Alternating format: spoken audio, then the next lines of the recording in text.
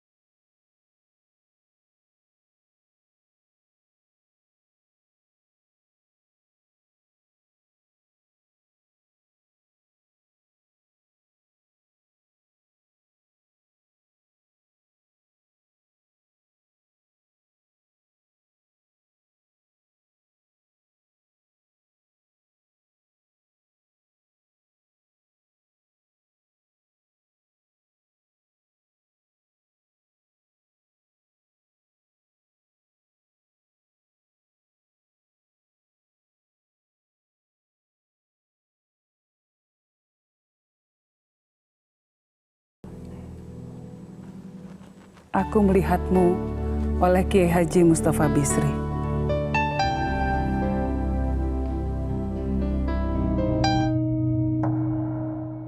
Profesor Dr. Haji Ahmad Syafi'i Ma'arif atau Buya Syafi'i Ma'arif adalah tokoh yang paripurna kemuhammadiyahannya, juga seorang bapak bangsa yang selalu menyemai benih perdamaian. Tak lelah mengajarkan Islam yang santun, Buya telah menularkan nilai-nilai kemanusiaan yang dibungkus dengan ajaran Islam rahmatan lil alamin.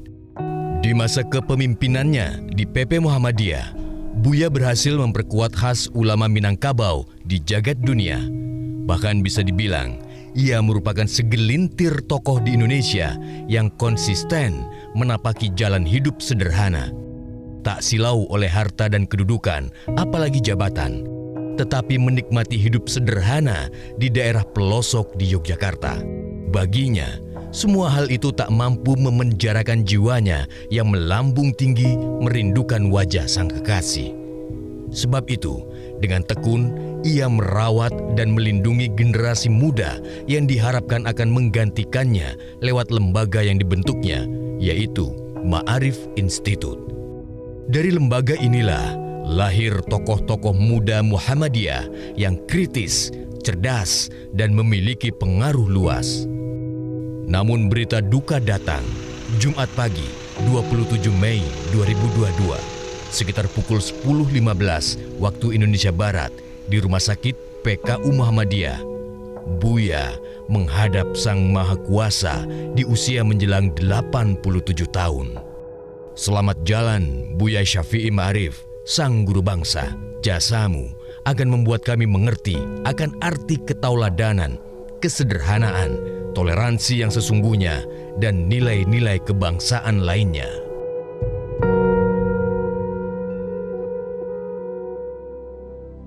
Selamat malam pemirsa, Anda menyaksikan tribute to Buya Syafi'i Ma'arif. Innalillahi wa inna ilaihi roji'un. Hari ini, pada Jumat 27 Mei 2022, Indonesia telah kehilangan sosok ulama, cendekiawan, tokoh bangsa, perekat persatuan, Buya Syafi'i Ma'arif. Buya Syafi'i Ma'arif wafat di usia 86 tahun akibat penyakit jantung yang diderita sejak bulan Maret 2022. Sosok yang pernah menjabat sebagai Ketua Umum PP Muhammadiyah ini menghembuskan nafas terakhir di Rumah Sakit PKU Muhammadiyah Gamping, Yogyakarta pada pukul 10:15 waktu Indonesia Barat. Malam ini Metro TV akan mengenang sosok Buya Syafi'i Ma'arif berdasarkan kesaksian para sahabat tercinta atas sikap dan gagasan Buya Syafi'i Ma'arif yang berperan bagi persatuan bangsa. Dan pemirsa, untuk membahasnya sudah hadir di studio rohaniawan Katolik Romo Frans Magnus Suseno. Romo, selamat malam. Selamat malam, selamat malam. Terima kasih sudah hadir. Dan kemudian ada Direktur Wahid Foundation, Mbak Yeni Wahid. Selamat malam, Mbak Yeni. Selamat malam, Mbak Afi. Dan satu lagi narasumber saya di studio, pemikir kebinekaan, Bapak Sukidi. Pak Sukidi, selamat malam. Selamat malam, Mbak Afi. Terima kasih para narasumber sudah bergabung dalam acara tribute untuk Buya Syafi'i Ma'arif yang amat kita sayangi, sebuah kehilangan yang besar bagi bangsa ini. Tadi diawali program ini lewat sebuah puisi yang dibacakan oleh Mbak Yeni Wahid. Apa yang dirasakan dan apa pesan dari puisi yang baru saja Mbak Yeni Wahid bacakan, Mbak? Iya, puisi itu ditulis oleh Kiai Haji Mustafa Bisri, yang saya rasa kita sama-sama tahu juga kawan dekat dari Buya Syafi'i Ma'arif, karena punya pemikiran yang sama, punya visi yang sama tentang bagaimana Islam harus ditempatkan dalam vis-a-vis dengan negara gitu ya, dalam soal persoalan-persoalan kebangsaan, keumatan. Nah, puisi ini istimewa karena di dalamnya mengandung simbolisme ya dari seseorang yang ada di tengah-tengah masyarakat, ya, seseorang yang merasakan detak jantung masyarakat, denyut nadi masyarakat, kesusahan yang mereka alami, penderitaan yang mereka rasakan gitu ya. Tapi juga peristiwa-peristiwa syahdu ketika ibu mendendangkan lagu untuk anaknya. Ya. Jadi ada sesuatu yang dalam bacaan saya ya, sesuatu yang sakral di sana, tapi juga menggambarkan realita yang ada di masyarakat. Nah, itulah sosok Buya Syafi'i Ma'arif. Karena beliau memang adalah orang yang sangat memperhatikan apa yang terjadi di masyarakat dan selalu memperjuangkan kepentingan masyarakat. Itu yang tersirat dari puisi yang baru saja Mbak Yeni bacakan. Romo juga adalah salah satu sahabat terkasih dari Buya Syafi'i Ma'arif. Sebuah berita duka yang kita dengar hari ini, apa yang ingin Romo sampaikan sebagai pembuka? Saya terus terang saja waktu mendengar berita itu, saya tidak hanya kaget, saya merasa terpukul karena beliau ada orang yang sangat saya sukai, seorang sahabat. Tentu saya sudah tahu bahwa beliau itu sakit, tapi bahwa sekarang mendadak ya dia dipanggil Tuhan, merasa kehilangan. Buya itu orang yang seorang cendekiawan, agamawan, Muslim, pandai, dia positif, dia kritis, dia terbuka. Saya selalu merasa aman dan didukung dengan dia. Saya anggap agamawan mestinya seperti itu. Jadi dengan Pak Buya itu kita melihat bagaimana orang yang sangat yakin akan Tuhan dalam agamanya itu dapat betul memancarkan kebaikannya, keterbukaannya pada orang lain. Itu yang saya rasakan. Dan kita semua merasa duka yang begitu mendalam, dan mungkin tadi kisah curahan hati dari Romo bisa mewakili bagaimana sedih dan juga kehilangan kita semua. Pak Sukidi, apakah ada cerita tauladan yang bisa kita bagi dari sosok seorang Buya Syafi'i Ma'arif? Berat sekali ini. Saya menjenguk Buya 2 hari setelah Lebaran ke Yogyakarta. Saya diterima Buya di pelataran Masjid Nogo Tirto itu. Beliau mengenang kembali masa silam masjid itu. Masjid yang dia dirikan bersama Munawir Sajali, seorang pembaharu Islam. Dan dari situ saya mengetahui bahwa masjidlah salah satu titik dari Buya berpikir tentang Muhammadiyah, berpikir tentang umat, berpikir tentang Indonesia. Dan dia adalah tipikal muslim yang saleh, yang asketis, yang selalu ke masjid untuk menunaikan ibadah secara tulus kehadirat Tuhan. Dan ada banyak cerita yang saya peroleh dari pertemuan hampir 2 jam waktu itu. Salah satu cerita sederhana yang saya peroleh adalah Buya membawa tongkat hitam yang selalu ia bawa ketika berangkat dari rumah ke Masjid Nogotirto itu. Tongkat hitam itu ia kenang sebagai pemberian dari Ibu Megawati. Sebenarnya bukan hanya tongkat ini saja, tapi ini merefleksikan satu persahabatan yang genuin antara seorang muslim yang sejati dengan seorang nasionalis yang sejati. Tapi pada figur dua tokoh ini, figur Buya maupun Megawati, itu sebenarnya telah terjadi yang saya sebut sebagai konvergensi antara Islam dan nasionalisme. Jadi tidak ada lagi kerenggangan antara sekat, tidak ada lagi. Dan sedikit orang tahu bahwa persatuan Buya dengan Megawati itu sangat-sangat dekat sekali.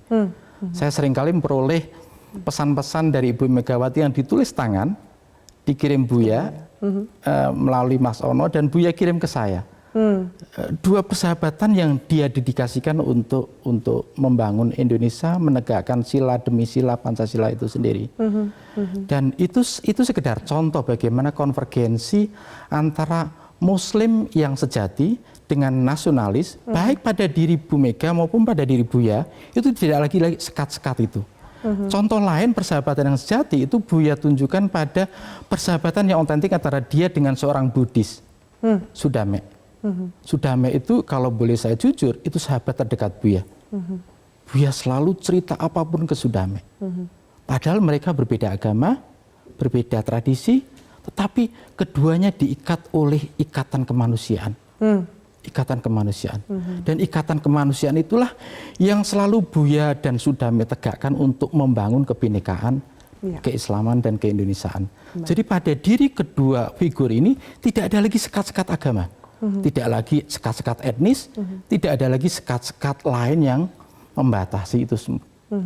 Dan bagaimana itu menjadi role model yang harusnya diikuti oleh setiap insan di bangsa ini. Menjadi teladan, menjadi teladan. Keteladanan itu. Bahwa persahabatan lintas agama, lintas etnis, lintas tradisi, itu dia dedikasikan, dia derma baktikan untuk menegakkan Indonesia yang berbineka tunggal ika. Dia menjiwai betul falsafah kita tentang Bhinneka Tunggal Ika, dan dia menyadari betul bahwa kita mengalami satu toleransi yang fragile. Yang gampang retak, yang gampang yang rapuh ya. Oke, baik. Saya akan kembali menyapa satu narasumber kita yang bergabung dari luar studio. Ada Sekjen PP Muhammadiyah, Bapak Abdul Mukti. Pak Abdul Mukti, selamat malam. Iya. Selamat malam, Mbak Afe.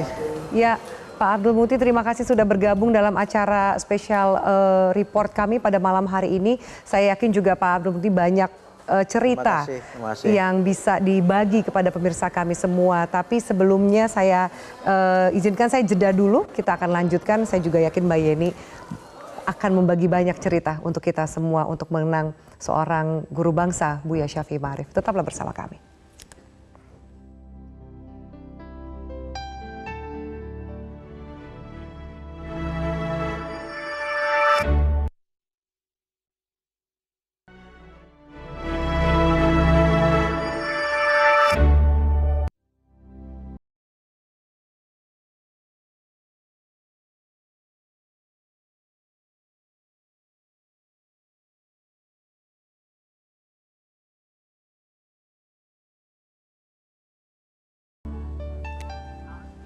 Baik pemirsa, terima kasih Anda masih bersama kami.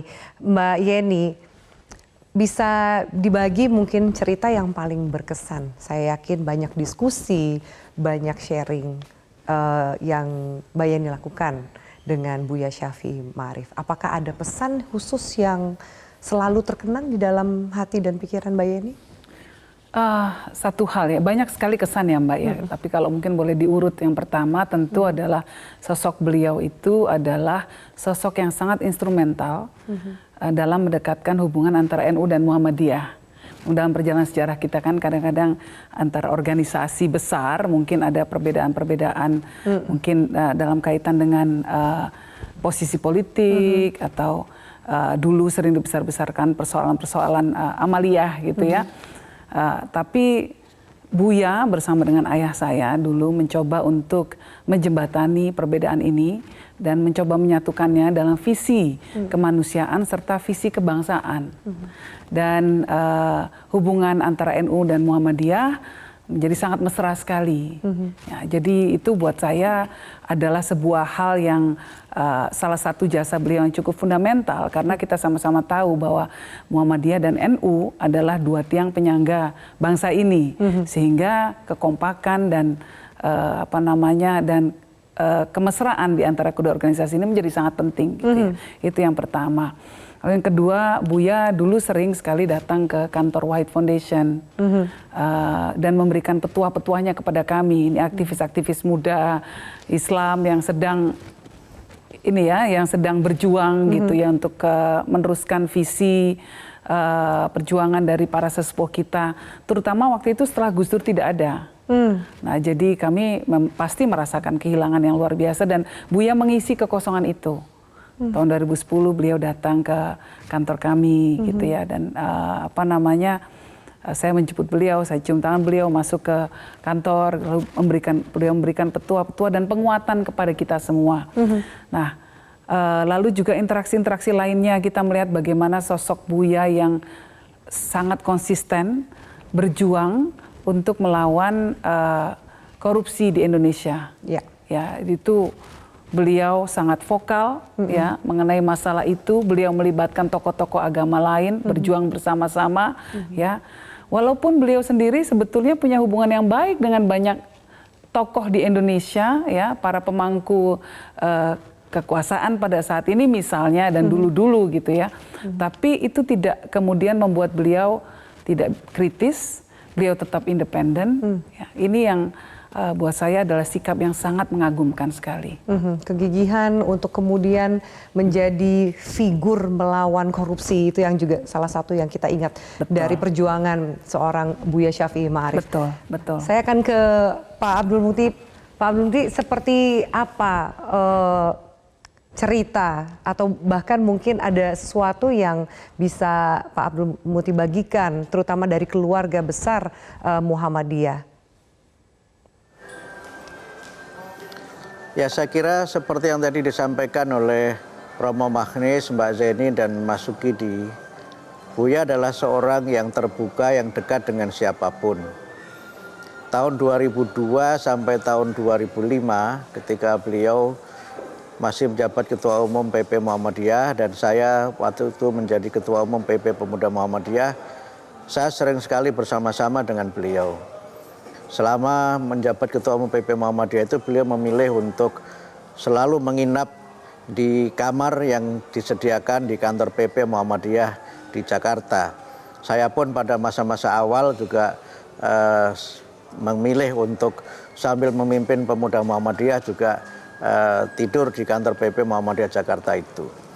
Saya sering bersama dengan Buya ketika jamaah sholat subuh, kemudian ya jalan pagi dan main badminton di lapangan terbuka, dan kemudian ya menikmati kuliner rakyat tidak jauh dari kantor PP di Gondang Dia itu, jalan kaki, kadang Buya juga naik bajai, dan berbagai hal lain yang kami sangat terkesan dengan Buya ketika sosok besar itu adalah sosok yang sangat manusiawi, sosok yang tampil apa adanya sebagai manusia biasa, tapi kemudian beliau menjadi hebat karena kesederhanaannya, karena integritasnya, dan karena keterbukaannya untuk mau mendengar.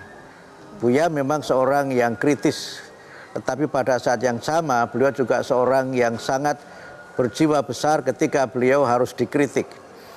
Tanpa ada jarak, saya seringkali berbeda pendapat dengan Buya dan juga berdiskusi dengan hal-hal yang kadang-kadang sangat fundamental, tetapi Buya kemudian dengan keilmuannya yang luar biasa, dengan keterbukaannya dan sikap egaliter yang juga saya rasakan tidak pernah merasa ada jarak antara kami dengan beliau. Satu hal yang kemudian saya juga lihat dari Buya adalah sikapnya tidak mau dilayani. Buya adalah seorang yang ingin semuanya berjalan sebagaimana biasa, tidak pernah mau diistimewakan. Sering saya melihat Buya harus nyetir sendiri mobil. Itu pun sebenarnya ada mobil dengan sopirnya di PP Muhammadiyah, tapi Buya memilih untuk nyetir sendiri. Bahkan kemudian kadang-kadang juga beliau memilih untuk dalam hal tertentu, bahkan beliau yang kemudian melayani kami. Satu hal yang juga sering saya rasakan adalah bagaimana seorang Buya Syafi'i Ma'arif ini begitu dekat dengan kesederhanaan apa adanya. Apakah banyak juga yang bertanya mengapa dengan sosok yang begitu besar bisa sangat sederhana, jauh dari hal yang glamor yang mungkin banyak ditunjukkan tokoh-tokoh yang lain atau mungkin figur-figur yang lain. Apakah pernah ditanyakan dan kira-kira apa jawaban dari Buya Syafi'i Ma'arif pada saat itu? Buya adalah seorang yang sangat merdeka ya. Dan beliau menikmati hidup itu karena kemerdekaannya itu. Bukan karena gemerlap harta yang beliau miliki. Dengan karyawan PP Muhammadiyah beliau dekat bahkan kepada OB sekalipun.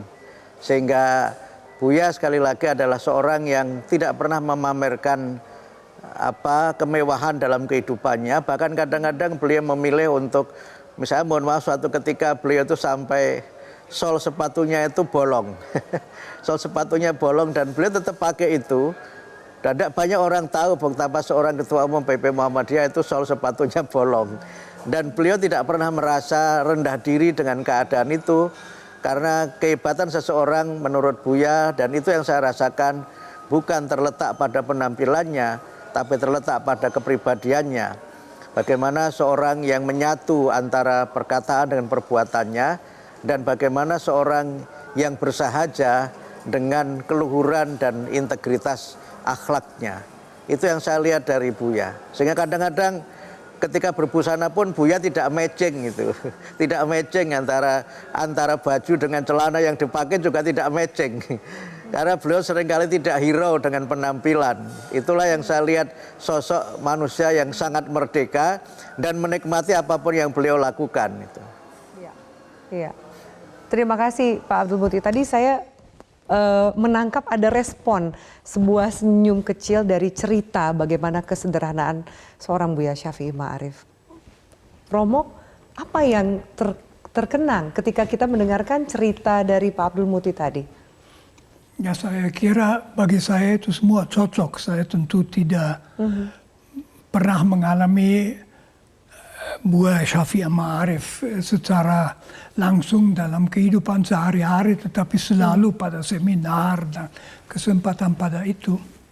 Sebetulnya bagi saya arti Buya Syafi'i Ma'arif itu sangat prinsipil karena ia menunjukkan bagaimana agama itu justru bisa mendukung kebangsaan dan kebudayaan. Kan kita kadang-kadang punya tendensi bahwa orang yang sangat beragama itu lalu meremehkan kebangsaan, meremehkan perbedaan. Nah Pak Buya itu persis tidak demikian. Dia bangga bahwa dia seorang Indonesia. Dia bangga kalau ada sesuatu yang bagus bagi Indonesia dan sedih kalau ada yang tidak bagus bagi Indonesia. Dia sebagai agamawan juga manusia. Manusia berarti ada bangsa, ada budaya. Karena itu dia juga begitu terbuka kepada yang berbeda di Indonesia, yang berbeda, yang kita sebut dalam bahasa sehari-hari toleransi. Bagi dia itu lebih dari toleransi itu. Saya sebenarnya merasa bahwa dia menghormati kenyataan bahwa Tuhan menciptakan kita bermacam-macam dan berbeda-beda, dan beliau happy dengan itu dan membuat kita juga happy. Jadi ketemu dengan dia selalu dapat semangat. Saya merasa lah kok kami agamawan mesti belajar dari Buya itu bagaimana memberi semangat dan kepositifan kepada orang lain. Itu saja. Terima kasih Romo. Pak Sukidi, mau disambung tadi penjelasan Romo. Boleh. Menarik sekali untuk kita ulas lebih jauh Iya. soal perbedaan, tapi tetap di atasnya dijaga adalah nilai-nilai kemanusiaan. Betul. Satu prinsip kesederhanaan. Ada tiga sumber nilai yang membentuk karakter Buya. Satu sumber nilai itu berasal dari para pendiri bangsa. Buya menjiwai betul spirit kesederhanaan yang ditunjukkan oleh para pendiri bangsa. Salah satu tokoh yang Buya kagumi adalah Hatta. Hatta itu hidupnya sangat sederhana. Bahkan ketika dia akhirnya tidak menjabat, dia tidak bisa membayar listrik.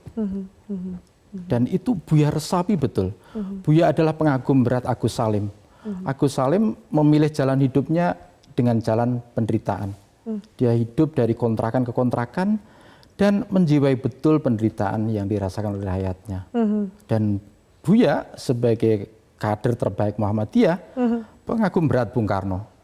Bung Karno ketika rakyatnya tahu bahwa dia tidak punya rumah, Bung Karno mendengar rakyatnya membangunkan satu gedung. Tapi Bung Karno bilang, tidak, saya tidak ingin mengambil apapun dari rakyat saya. Tapi saya ingin memberi sesuatu segalanya untuk rakyat saya. Jadi penjiwaan terhadap spirit pendiri bangsa ini betul-betul berakar kuat pada diri Buya. Dan yang tak kalah pentingnya adalah sumber dari Muhammadiyah itu sendiri. Prinsip hidup di Muhammadiyah, Buya itu lahir, sekolah, dan berbakti sepenuhnya untuk Muhammadiyah. Apa nilai yang begitu dia resapi di Muhammadiyah adalah hidup-hidupilah Muhammadiyah, jangan sekali cari hidup di Muhammadiyah. Dan karena itu ketika saya menjenguk Buya, itu di usia hampir 87 tahun, dia masih berpikir tentang menghidup-hidupi Muhammadiyah. Sampai suatu ketika ada pengusaha namanya Fahmi yang Buya, yang beliau mau membantu sekitar 60 miliar untuk pembangunan rumah sakit di Bandung, tapi dengan satu syarat, yaitu adalah Buya harus ikut ke Bandung untuk meletakkan batu pertama. Buya akhirnya penuh itu karena syarat utama agar beliau pengusaha yang sangat dermawan ini, Fahmi ini, membangun rumah sakit untuk masyarakat. Iya, akhirnya Buya diberangkatkan pakai helikopter pribadi yang membuat dia malu sekali karena ini pertama kali naik helikopter pribadi. dan tak kalah pentingnya, sumber nilai ketiga adalah dia menjiwai betul penderitaan rakyatnya. Dan meresapi penderitaan itu dalam kesederhanaan hidupnya. Rakyat itu adalah cermin yang terefleksikan pada laku kehidupan Buya. Kita harus jeda dulu, Pak. Kita lanjutkan penjelasan Pak Sukidi tadi. Bagaimana seakan-akan kita melihat Buya yang jauh dari hal yang bersifat keduniawian, dan itu yang kemudian membentuk kebersahajaannya seorang Buya Syafi'i Ma'arif. Kita lanjutkan sesaat lagi, pemirsa tetaplah bersama kami.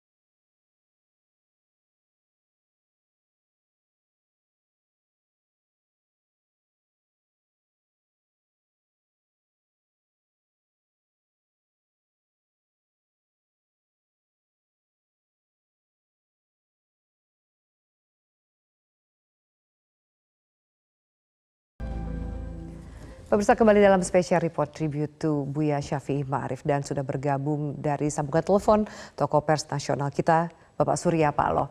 Selamat malam Pak Surya Paloh. Bagaimana dalam pandangan Pak Surya mengenai sosok seorang Buya Syafi'i Ma'arif? Bapak mengatakan Buya Syafi'i adalah tokoh yang menjaga pluralisme bangsa kita. Seperti apa pandangan Pak Surya?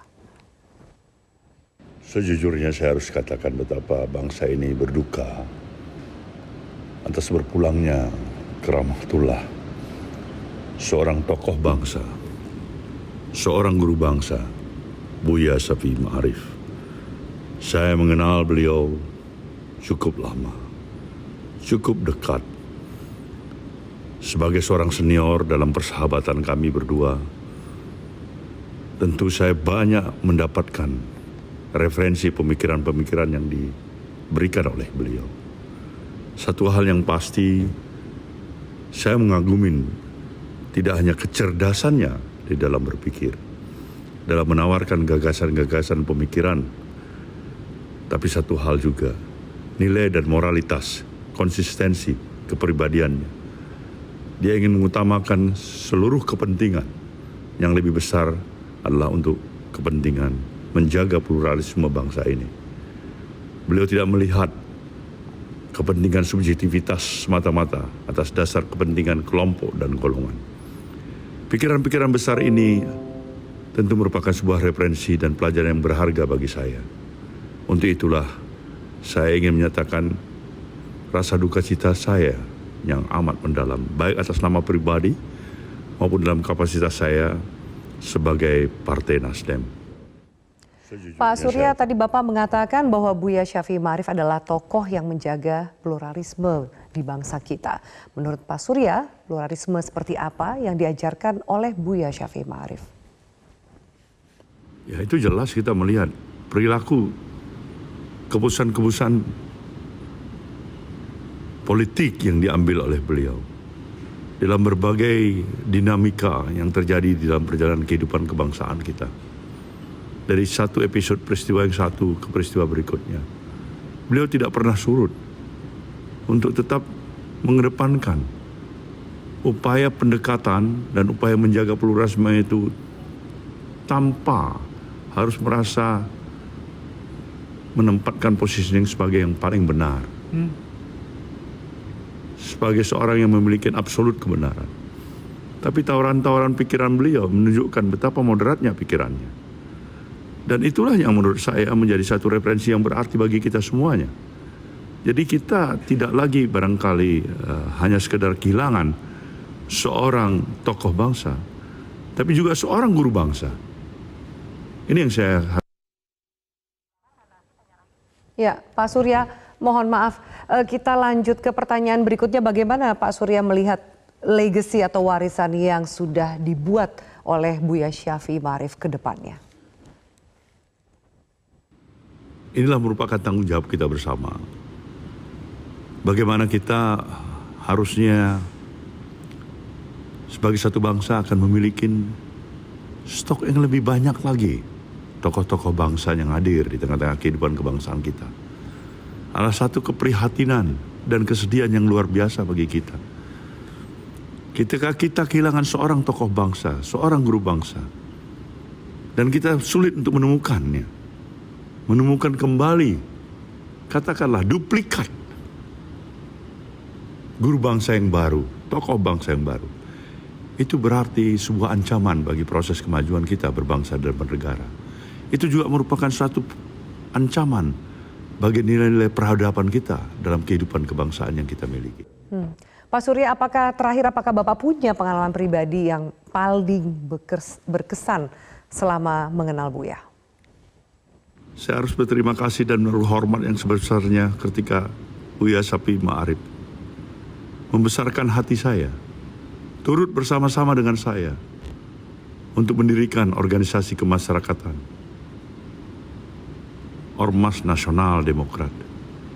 Beliau adalah salah satu deklarator dari organisasi kemasyarakatan Ormas Nasional Demokrat. Tanpa dukungan, spirit, motivasi yang diberikan oleh Buya, belum tentu saya akan mengambil inisiatif untuk mendirikan organisasi kemasyarakatan Nasional Demokrat. Saya harus menaruhkan hormat dan terima kasih yang sebesar-besarnya yang akhirnya pada hari ini bermetamorfosa menjadi suatu institusi partai politik yang bernama Partai Nasdem. Selamat jalan Buya, terima kasih. Terima kasih Pak Surya Paloh untuk waktu dan juga wawancara kita dalam acara Special Report pada malam hari ini. Saya akan ke Pak Abdul Muti kembali. Pak Abdul Muti, tadi jelas disampaikan ada sebuah figur yang berbeda ketika kita sematkan tokoh bangsa, tapi seorang Buya Syafi'i Ma'arif kita berikan gelar sebagai seorang guru bangsa. Apa tanggapan dari Pak Abdul Muti sendiri? Ya, kami sangat berterima kasih atas semua tribut yang diberikan untuk Buya dan menempatkan Buya sebagai seorang guru bangsa. Walaupun tentu saja Buya sebagai guru itu tidak pernah menggurui siapapun. Buya itu mendidik dengan keteladanan dan Buya mendidik dengan sikap dan tindakan yang itu ternyata memang merupakan keteladanan dan syarat dengan nilai-nilai pendidikan. Kami semua tentu sangat banyak belajar dari beliau. Dan ini yang saya kira memang menjadi bagian penting dari bagaimana saya sebagai seorang kader di Persyarikatan Muhammadiyah merasakan betul bagaimana Buya itu dalam banyak hal memberikan kepada saya pribadi dan juga kepada kader muda Muhammadiyah nilai-nilai pendidikan tanpa Buya harus mengatakan ini dan itu kepada kami. Saya ingat ketika saya sedang menyelesaikan studi doktor di UIN Syarif Hidayatullah Jakarta, saya cerita kepada Buya mengenai betapa saya harus sibuk membagi waktu antara studi dengan memimpin organisasi. Dan Buya mengatakan kepada saya dengan sebuah ungkapan yang di luar dugaan saya. Beliau mengatakan begini, Bung Mukti. Beliau sering sekali menggunakan dan memanggil saya dengan Bung. Ya. Seperti sampaikan Mas Sukidi tadi, ada nilai-nilai egalitarian di situ. Bung Mukti, kalau Anda tidak selesai S3, itu akan menjadi beban seumur hidup Anda. Itu sesuatu yang saya kira waktu itu sangat memotivasi saya untuk saya harus selesai dan saya harus berusaha bagaimana untuk bisa menyelesaikan studi itu. Ketika saya waktu itu ingin menulis tentang bagaimana pendidikan Muhammadiyah pada masa penjajahan Belanda dan harus menggali sumber-sumber sejarah melalui berbagai literatur klasik, Buya juga dengan sangat halus mengatakan kepada saya, itu sangat bagus, tetapi apakah Anda cukup waktu untuk menyelesaikannya? Walaupun tentu saja beliau memberikan kepada saya celah bagaimana saya harus menyelesaikan itu. Tapi kemudian ketika saya pada akhirnya meneliti tentang pluralisme keagamaan dalam pendidikan Muhammadiyah, saya meneliti sekolah-sekolah Muhammadiyah yang mayoritas muridnya beragama Kristen dan Katolik, di ND, kemudian di Yapen Waropen dan di Putus Sibau. Buyalah yang kemudian memberikan dukungan dan apresiasi. Bahkan ketika disertasi itu terbit menjadi sebuah buku berjudul Kristen Muhammadiyah, Buya sendiri membaca buku itu secara sangat seksama A to Z, dan itu adalah ciri dari Buya, di mana beliau juga menjadi seorang pembaca yang baik. Walaupun karya itu ditulis oleh seorang yang sangat muda dan secara keilmuan mungkin jauh di bawah beliau. Keterbukaan dan semangat Buya untuk belajar kepada siapapun adalah figur dari keteladanan Buya yang saya kira sangat tepat ketika beliau menjadi guru. Bukan berarti beliau menggurui, tapi sebagai guru juga beliau mau belajar kepada siapapun, termasuk kepada mereka yang jauh lebih muda dari Buya. Iya, baik Pak Abdul Muti, terima kasih. Kita akan bahas soal pluralisme. Usai jeda berikut ini, Mbak Yeni saya akan tanyakan lebih jauh, Gus Dur juga Bapak Pluralisme Indonesia, dan nilai itu kemudian dijaga oleh Buya Syafi'i Ma'arif. Bagaimana kemudian kita meneruskan nilai-nilai ini kepada generasi berikutnya? Tapi kita akan bahas usai jeda, pemirsa tetaplah.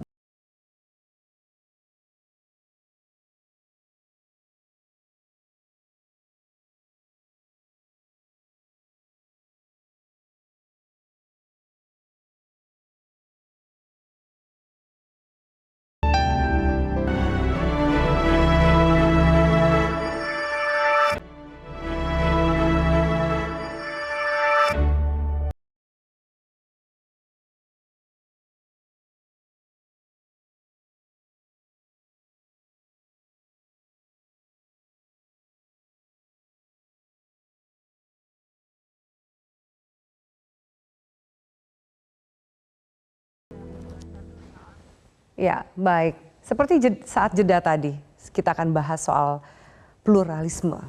Bagaimana itu menjadi salah satu hal yang paling dikenang dari sosok Buya Syafi'i Ma'arif. Termasuk juga ayahanda Mbak Yeni Wahid, Gus Dur, tokoh pluralisme di Indonesia.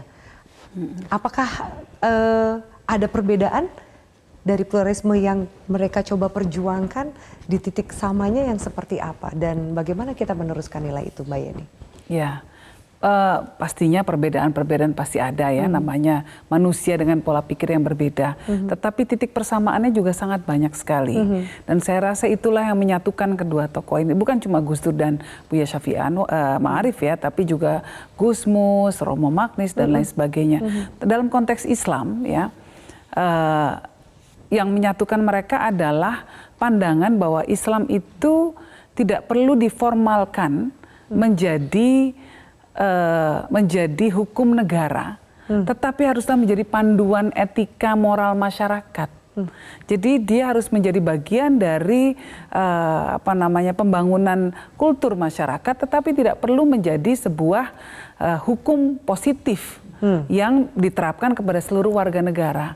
Karena ketika Islam begitu mulia, tapi ketika dijadikan hukum positif, itu kemudian akan bergelut dengan berbagai macam persoalan-persoalan yang nilainya mungkin rendah, dan ini yang sangat ditentang oleh Buya.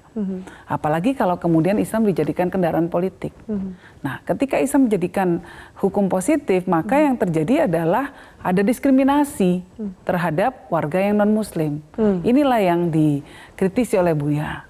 Nah, politisasi, isu SARA misalnya, ini beliau kan sangat kritis sekali terhadap hal itu karena efeknya adalah memecah belah bangsa. Ya.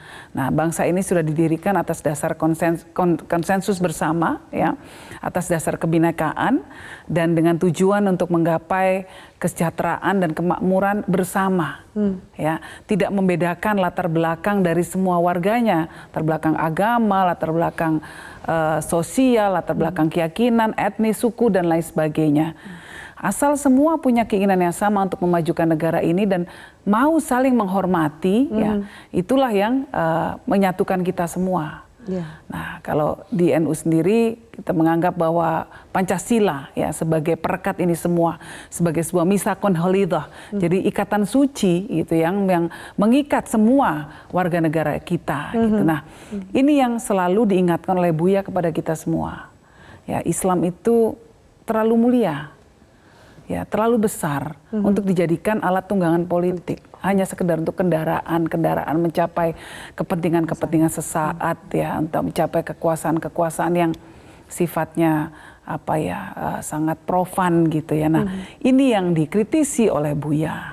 Nah, suatu yang sakral jangan dicampur dengan suatu yang nilainya rendah, kira-kira begitu. Bagaimana menjaga teladan dan juga buah pikir dari Buya itu, mengingat bahwa mungkin situasi ke depan juga memiliki tantangan tersendiri, termasuk dari sisi toleransi dan pluralisme, Mbak Yeni. Kalau saya mengambil hikmah dari kepergian Buya pada hari ini, ya, Buya seperti juga Gus Dur dan tokoh-tokoh lainnya ketika melontarkan gagasannya, mungkin banyak yang tidak setuju dan kemudian memakai bahasa-bahasa yang mungkin tidak sopan, bahkan banyak yang menghujat begitu ya. Tetapi ketika beliau pergi, disinilah kelihatan kemuliaan seseorang. Disinilah kelihatan kebesaran seorang Buya, ya, yang menangisi banyak sekali, yang kehilangan banyak sekali. Artinya ini harus menjadi pegangan buat kita. Ketika kita memperjuangkan sesuatu yang besar, lebih besar dari diri kita sendiri, maka itu efeknya juga akan sangat dirasakan oleh banyak orang. Nah, jadi kalau sekarang kan terutama ya kita ini generasi muda ini kan kadang-kadang lebih banyak terjebak pada hal yang sifatnya instan, mau instan semuanya instan lah. Ya. Mau instan cepat dapat posisi, mau instan dapat harta kekayaan, menghalalkan segala macam cara, mau jadi sultan lah, gitulah. Itu kan yang sekarang sedang menjadi fenomena. Ya. Justru sikap Buya itu memperlihatkan sikap seorang negarawan yang menaruh kepentingan pribadinya di bawah kepentingan orang banyak. Yang rela dihujat demi memperjuangkan kebenaran. apa yang beliau yakini tentang Islam, dan beliau seperti dikatakan oleh Mas Sukidi tadi, beliau adalah seorang Muslim yang sangat taat ya. Tetapi justru beliau sebagai yang dikatakan Romo, sebagai seorang Muslim yang taat, justru ingin mempraktekkan apa yang dibawa, pesan utama yang dibawa oleh Islam sebagai rahmatan lil alamin, sebagai pesan, sebagai rahmat untuk seluruh alam semesta. Nah, ini bukan saja diartikulasikan oleh Buya, dipraktekkan langsung dalam kehidupan nyata. Bagaimana beliau melindungi semua umat beragama di Indonesia ya, dengan pikiran-pikiran beliau, pembelaannya yang sangat jelas. Terima kasih Mbak Yeni. Romo, untuk menyambung tadi jawaban dan juga pernyataan yang disampaikan oleh Mbak Yeni dari sisi pluralisme sendiri, seperti apa mungkin yang Romo rasakan atau yang Romo lihat kehidupan berbangsa kita dari kacamata pluralisme saat Buya masih bersama kita? Menurut saya yang sangat penting diperhatikan, pluralisme bagi Buya, tentu juga bagi saya, itu tidak berarti sikap semua agama sama saja. Dan sama saja kamu ikut agama macam apa. Buya tentu yakin bahwa Islam adalah agamanya. Dan seperti saya, kami ada sedikit perbedaan. Tetapi pluralisme berarti menghormati bahwa setiap orang, setiap komunitas mengikuti apa yang dalam hati diyakini sebagai yang benar. Penilaian terakhir tentu bukan kita yang bisa memberikan. Yang memberikan itu Tuhan. Tidak mungkin ada kemajemukan, juga kemajemukan religius, kecuali itu juga ada tempat di dalam kehendak Tuhan. Nah, pada Buya, saya sangat merasakan itu. Saya melihat itu seorang agamawan yang yakin, betul. Katakan 100% dia agamawan, dia 100% terbuka, karena itu dia juga menyadari, kan Tuhan menciptakan manusia sebagai manusia berkeluarga, berbudaya, berbangsa, bernegara.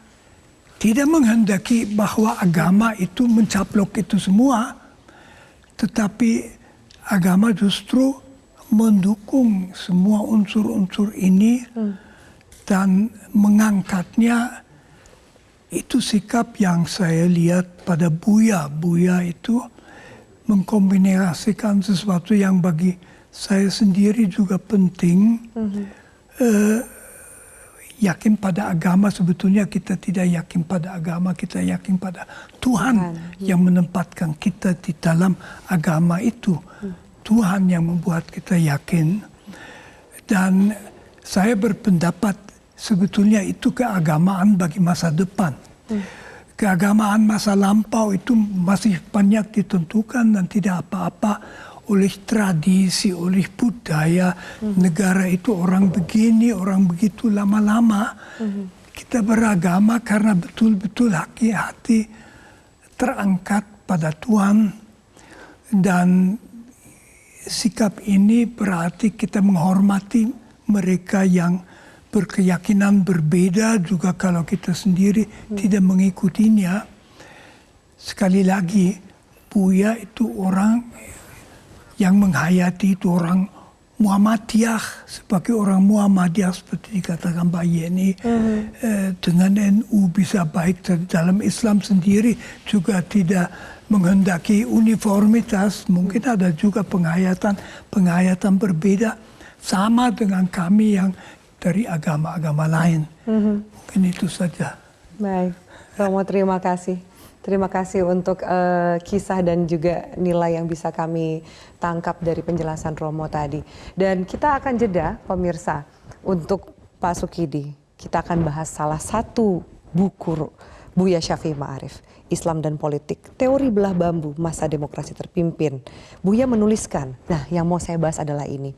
Sebuah bangsa bisa mengalami kehancuran bila toleransi sosial, agama, budaya tidak dipegang teguh. Kita akan bahas lebih jauh karena ini juga salah satu nilai emas yang harus kita jaga dan kita teruskan. Sesaat lagi pemirsa, kami akan lanjutkan. Tetaplah bersama kami di Metro TV.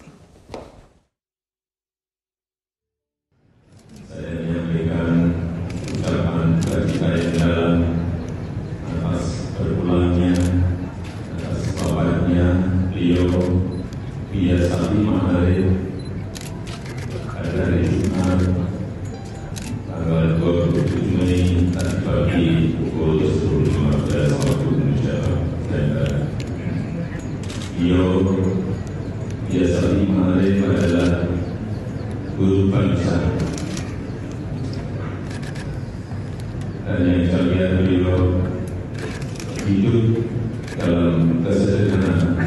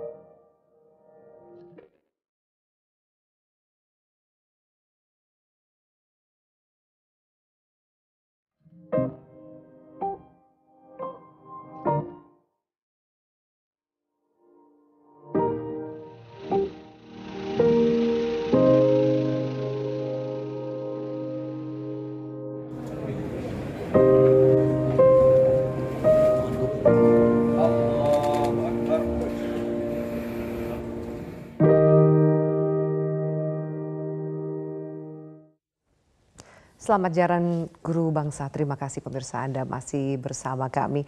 Seperti sebelum jeda, kita akan bahas lebih jauh dalam salah satu bukunya berjudul Islam dan Politik, Teori Belah Bambu Masa Demokrasi Terpimpin 1959-1965. Yang akan kita bahas lebih jauh adalah statement Buya yang dituliskan, sebuah bangsa dapat mengalami kehancuran bila toleransi sosial, toleransi agama, dan toleransi budaya tidak bisa dipegang atau tidak mantap. Pak Sukidi, bagaimana kemudian semua nilai, semua suri tauladan yang tadi kita bahas dari sosok Buya Shafie Ma'arif bisa kita implementasikan ketika Buya sudah tidak bersama kita lagi, terutama untuk menjaga keutuhan dan masa depan bangsa ini? Ya, itu menarik sekali. Kita flashback ke Buya sebelum ke Amerika. Buya muda itu adalah Buya yang punya cita-cita ingin mendirikan negara Islam. Ini mungkin agak berbeda. Agak berbeda. Betul. Agak berbeda. Tapi Buya ketika ke Chicago belajar Quran, belajar sejarah Islam pada figur yang sangat otoritatif dalam studi Islam di Amerika waktu itu, Fazlur Rahman. Itu merubah cita-cita Buya. Merubah istilah Fazlur Rahman dari seorang mujahid yang seolah ingin mendirikan negara Islam menjadi seorang yang insaf, yang sadar, yang akhirnya bertobat bahwa cita-cita untuk mendirikan negara Islam itu adalah kesalahan fatal. Dan apa yang proses apa yang terjadi sehingga kemudian merubah Buya dan melahirkan sebuah pemikiran yang baru? Ya, prosesnya terutama melalui proses intelektual, tapi juga proses kehidupan Buya yang penuh liku. Pertama karena dia kira-kira cita-cita Buya dulu seperti anak-anak muda sekarang, yang punya paham radikal, ingin mendirikan negara khilafah, ingin mendirikan negara Islam. Tapi Buya mengalami keinsafan total. Setelah belajar sama Fazlur Rahman, dan dia akhirnya menangkap spirit utama dalam Quran, itu bukan soal menegakkan negara Islam. Spirit yang dia akhirnya tangkap, belajar dari Rahman, itulah spirit untuk menegakkan keadilan, menegakkan kebenaran, menegakkan nilai-nilai keislaman yang menjadi core inti dari ajaran Islam itu sendiri. Sehingga Buya pasca Chicago, itulah Buya yang begitu menggelorakan spirit negara yang berdasarkan Pancasila. Lahir seorang Buya yang baru. Betul, seperti betul. itu. Saya kira mulai ada kesadaran bahwa ada hadis Nabi yang bagus sekali untuk kita rujuk kaitannya dengan toleransi. Ahabuddin ilallahi al-hanifiyah al-samhah. Jadi the most beloved religion in the sight of God is toleration. Jadi agama yang paling dicintai di sisi Tuhan itu adalah toleransi itu sendiri. Toleransi itu sendiri. Dan Buya menunjukkan spirit toleransi ini bukan hanya dalam teori, tapi dalam laku kehidupan. Nah itu yang susah, bagaimana kemudian banyak orang yang menguasai teori, begitu pandai untuk berkata-kata yang indah, tapi jauh dari sikap dan juga kelakuan dalam sehari-hari. Bagaimana itu, bagaimana kita membedakan itu? Itu karena Buya menjiwai betul etos bermuhammadiyah. Etos bermuhammadiyah itu adalah etos dalam bentuk karya. Toleransi tidak hanya dalam teori, tapi dalam karya nyata. Karya nyata yang ditunjukkan antara lain membangun Universitas Muhammadiyah di Kupang misalnya. 60% lebih mahasiswanya adalah Katolik. Jadi ini persembahan Muhammadiyah untuk umat Katolik. Dan Buya selalu berterima kasih atas jasa misalnya Franky Wijaya, Sinarmas yang menyumbang 10 miliar lebih untuk mendirikan sekolah mualimin di Jogja. Salah satu sekolah terbaik yang dimiliki Muhammadiyah. Itu menunjukkan bagaimana Buya menjiwai spirit apa yang oleh Bung Karno sebut sebagai negara gotong royong. The spirit of togetherness. The spirit of mutual cooperation. Yang itu begitu ia derma baktikan untuk menghidupi di Muhammadiyah, tapi juga untuk membangun negeri ini, untuk membangun negeri ini. Jadi semua bisa merasakan manfaatnya. Merasakan manfaatnya karena satu hal, orang punya kepercayaan penuh pada Buya. Dia selalu mengemban amanah dengan baik. Kepercayaan itulah yang selalu dia rawat kepada semua orang. Sehingga setiap kali Buya punya gawe untuk menghidupi sekolah Muhammadiyah, untuk membangun kantor Muhammadiyah, untuk membangun panti asuhan dan seterusnya. Orang rame-rame ingin. Tanpa ada pertanyaan lebih lanjut, semua berbondong-bondong untuk membantu Buya. Persis sekali. Pak Damik ngirim pesan pribadi, Buya kalau mau membantu rakyat kecil, monggo diberitahu, selalu bilang gitu. Karena persahabatan yang sudah punya mutual trust satu sama lain. Dan yang tak kalah pentingnya Mbak Afi adalah Buya menegakkan ini on the basis of mutual respect. Sikap untuk memberikan respect satu sama lain secara setara. Karena itu sikap ndoroisme tadi yang begitu dikecam Buya, itu betul-betul dijiwai betul. Bagi dia semua manusia adalah setara, dan dia jalani itu dalam kehidupan sehari-hari. Dia duduk, ketika saya berkunjung menjenguk Buya, kita sama-sama duduk di kursi setara. Dia tidak mau ada yang berbeda. Ada yang berbeda. Semua satu level. Persis. Karena itu Mas Mukti tadi memberikan contoh yang baik. Dengan Satpam pun Buya dekat. Dengan Pak Jokowi pun dia dekat. Dan Buya itu kurang keras apa mengkritik pemerintahan. Paling keras mungkin. Tetapi apa? Tapi kritik yang cukup keras itu dilandasi satu kecintaan. Itu sebabnya Presiden Jokowi ketika dia sakit selalu menjenguk dia. Ketika beliau wafat pun Jokowi menjenguk dia. Karena Pak Jokowi melihat aspek sincerity, aspek ketulusan Buya, kecintaan pada tanah air ketika memberikan kritik sekeras apapun. Karena itu istilah Pak Damik, Buya itu udah kelas dewa, mengkritik apapun selama dari Buya akan diterima tanpa ada prasangka lain di balik kritik yang disampaikan. Mbak Yeni, kalau tadi Pak Sukidi mengatakan yang saya tangkap adalah bagaimana integritas, kepercayaan itu ternyata mahal sekali dan itu dipupuk sekian puluh tahun perjalanan hidup. Lalu bagaimana jika kita melihat hari ini, tokoh-tokoh seperti apa? Apakah masih ada ketika kita kehilangan seorang Buya? Apakah masih ada tokoh yang menjadi guru bangsa berikutnya dengan semua problematika bangsa hari ini? Banyak, masih ada Gusmus, masih ada Romo Magnis, masih banyak. Kita masih banyak harapan lah. Dan kita berharap beliau-beliau itu terus diberikan umur panjang, kesehatan untuk terus mendampingi kita. Gitu. Tapi saya ingin nambah apa yang dikatakan oleh Mas Sukidi tadi ya. Dikatakan bahwa walaupun dikatakan Buya dari mujahid terus jadi insyaf. Saya rasa beliau tetap seorang mujahid, Mas. Ya, betul. Tetapi konsep jihadnya yang berubah. Tidak ingin mendirikan negara Islam, tetapi berjihad, berjuang untuk menegakkan tataran masyarakat yang diilhami oleh ajaran Islam yang sesungguhnya, yang apa, yang siddiq, yang fatonah, yang mengedepankan kejujuran, ya, yang mengedepankan keadilan sosial. Karena itulah beliau betul-betul sebagai seorang Muslim yang sejati ketika dalam berjuang itu. Nah, beliau kan juga sering mengingatkan bahwa hal yang menjadi kegelisahan beliau, ya, karena saya berapa kali WA-WA-an dengan beliau.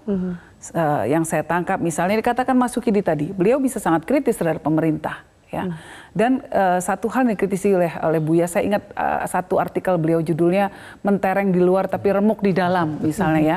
Bagaimana beliau mengkritisi birokrasi, lalu pejabat-pejabat yang tidak peduli kepada kepentingan masyarakat. Masih banyak pejabat yang ABS saja asal bapak senang, misalnya. Beliau juga menyoroti bagaimana korupsi masih begitu liarnya terjadi di negara kita, narkoba merajalela, hukum bisa diperjualbelikan. Itu kegelisahan beliau. Dan ini kan memang adalah sebuah hal yang jauh sekali dari cita-cita kita berbangsa dan bernegara, bahkan juga cita-cita seorang Muslim ketika melihat masyarakat, ya, yang seperti ini. Orang Islam pasti ingin melihat sebuah komunitas yang berlandaskan kepada kejujuran, berlandaskan kepada sikap tenggang rasa, saling menghormati satu sama lain seperti teladan dari Nabi Muhammad SAW. Nah, jadi beliau mudah melakukan itu karena memang ini adalah jihad beliau, menegakkan masyarakat yang bersih, yang adil, yang betul-betul pejabatnya berjuang untuk kepentingan masyarakat. Itu, Mbak. Terima kasih, Mbak Yeni. Romo, adakah yang mau ditambahkan dari tadi saling menyambung ini statement dari Pak Sukidi, Mbak Yeni Wahid, dari Romo sendiri seperti apa? Saya kira satu hal sangat penting kalau mau mengerti Buya dari seorang yang semula agak keras, eksklusif, menjadi orang yang terbuka. Itu karena dia lebih baik mengerti agamanya. Jadi dia bukan berubah di dalam agama, tapi dia belajar, agamaku adalah sesuatu yang terbuka. Itu Fadlur Rahman membantu dia. Saya boleh pinjam dari teman Muslim istilahnya, bahwa agama harus dirasakan sebagai rahmat bagi semua. Itu dirasakan Buya. Jadi agama datang sebagai berkat. Berdasarkan etika agama, dia menjadi kritikus tajam terhadap pemerintah, tapi pemerintah selalu aman dengan dia. Karena dia maksudnya untuk memperbaiki dan dimengerti juga dia orang yang positif. Dan bagi saya itu memancarkan sebetulnya sikap ketuhanannya yang terasa sebagai rahmat. Jadi keagamaan yang benar justru bukan keagamaan yang sempit, negatif, ada kebencian segala macam.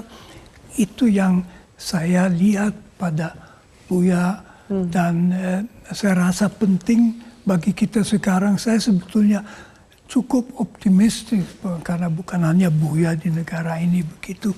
Tapi kita harus terus memperhatikan agama harus positif, memberi semangat, melindungi, menyembuhkan, tidak bikin takut. Itu Buya. Tidak bikin takut, harusnya agama memberikan kedamaian bagi semuanya. Pak Abdul Muti masih bergabung bersama kami, Bapak? Masih, saya mengikuti. Oke, jangan sampai lupa ada Pak Abdul Muti di Yogyakarta. Kalau tadi Pak Sukidi mengatakan ada nilai-nilai Muhammadiyah, menyambung tadi pertanyaan saya, sejauh apa yang akan terus diperjuangkan dari Muhammadiyah dari sisi toleransi sosial, toleransi agama, termasuk juga toleransi budaya, Pak Abdul Muti? Ya, saya kira selama ini apa yang menjadi bagian dari prinsip hidup Buya adalah hidup yang melayani. Dan ini juga yang beliau sering katakan, referensi yang beliau pelajari dari Kiai Haji Ahmad Dahlan sendiri Muhammadiyah. Adalah seorang yang memiliki prinsip keagamaan yang teguh. Tapi Kiai Ahmad Dahlan adalah sosok yang inklusif. Hingga saya menyebut Kiai Ahmad Dahlan itu seorang yang puritan inklusif. Kiai Ahmad Dahlan bergaul dengan siapa saja, termasuk dengan para romo, para pendeta, bahkan tidak segan untuk belajar kepada siapa saja. Dan itu saya kira juga sesuatu yang menjadi inspirasi Buya Syafi'i Ma'arif dengan segala sikap-sikapnya yang inklusif dan kepercayaan dirinya untuk bergaul dengan siapapun. Apalagi Buya sebagai seorang guru juga seorang pembelajar. Buya mau belajar kepada siapapun, sesuatu yang sekarang ini juga termasuk langka. Banyak orang yang tidak mau belajar kepada yang muda, mau mendengar dari yang kecil, dan ini yang saya kira menjadi pelajaran bagi kita semua. Bapak Buya hadir sebagai sosok manusia dengan segala sifat kemanusiaannya, tapi pada saat yang sama beliau juga mencintai dan menghormati sesama manusia dari manapun datangnya, apapun latar belakangnya, karena pada dasarnya manusia itu adalah satu, dan itu yang menjadi prinsip kenapa Buya bisa menghormati siapapun. Saya ingat ketika Buya sempat menuai kontroversi dengan mengatakan bahwa manusia itu bebas untuk beragama, bahkan bebas juga untuk tidak beragama. Itu saya kira sebuah pernyataan yang menggambarkan betapa Buya adalah seorang yang memiliki pandangan keagamaan yang terbuka, dan apa yang beliau sampaikan itu adalah apa yang juga tertulis dalam Al-Quran. Buya dalam banyak sekali tulisannya hampir selalu mengutip Al-Quran, dan itu juga yang membuat saya kira beliau bisa menjadi seperti yang tadi kita bicarakan bersama-sama. Selain seperti yang dikatakan oleh Mas Sugidi tadi, adalah bagaimana beliau memahami Islam secara sangat mendalam dan menemukan Islam itu sebagai ajaran yang membuat beliau bisa terbang tinggi, melintas batas dan menyapa siapapun. Itu yang tadi juga disampaikan oleh Romo Mahnis dengan bagaimana beliau semakin mendalami ajaran agama, dan pendalaman agama itulah yang membuat seseorang menjadi terbuka kepada siapa saja. Baik, kita akan jeda dulu pemirsa. Kita masuk nanti kita dengarkan closing statement dari semua narasumber dan juga mungkin ada cerita kisah lain yang akan mereka bagi. Usai jeda tetaplah bersama kami.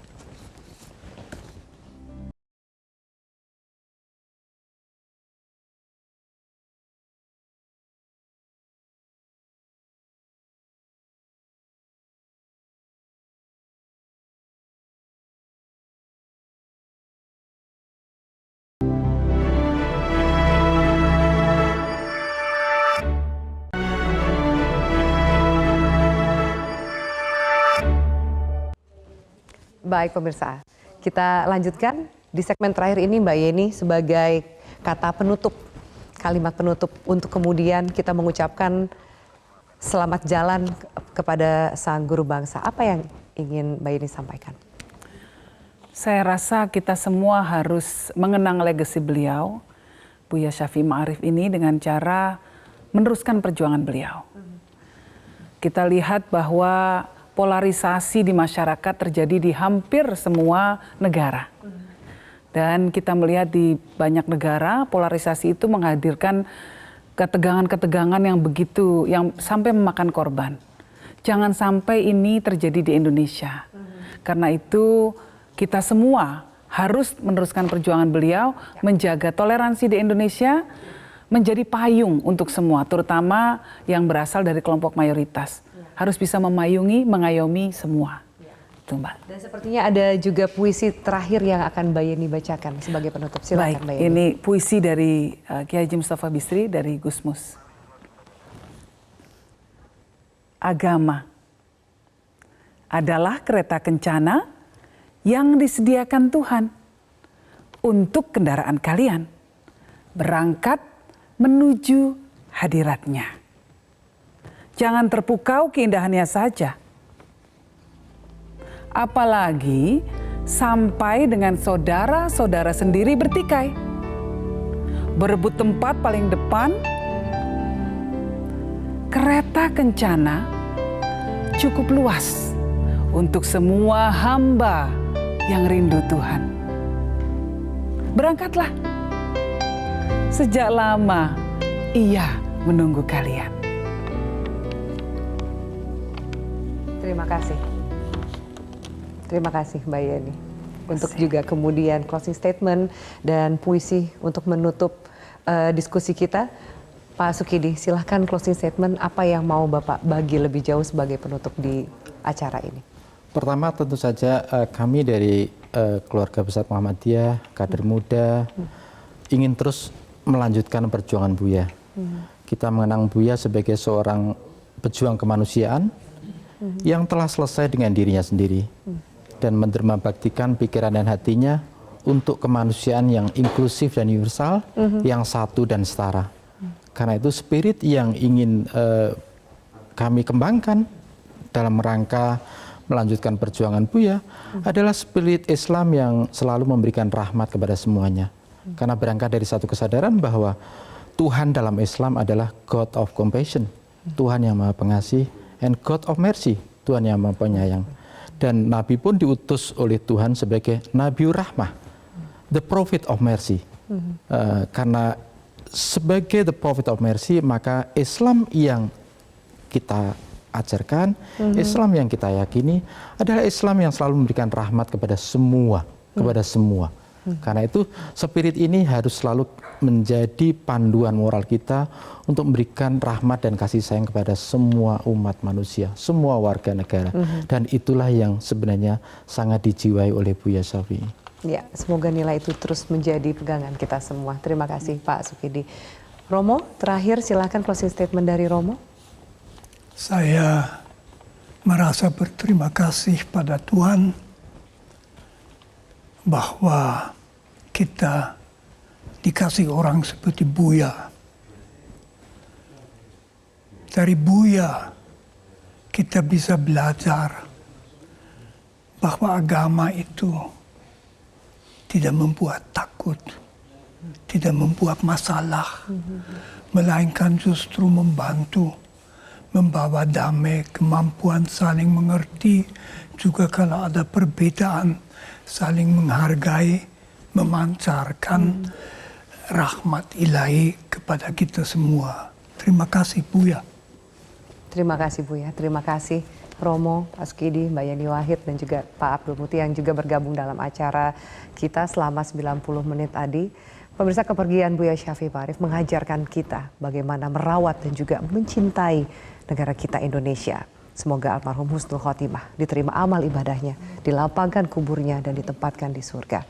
Selamat jalan sang guru bangsa. Saya Firman Malik undur diri, tetaplah bersama kami di Metro TV. Terima kasih atas atensi Anda. Selamat malam, sampai jumpa.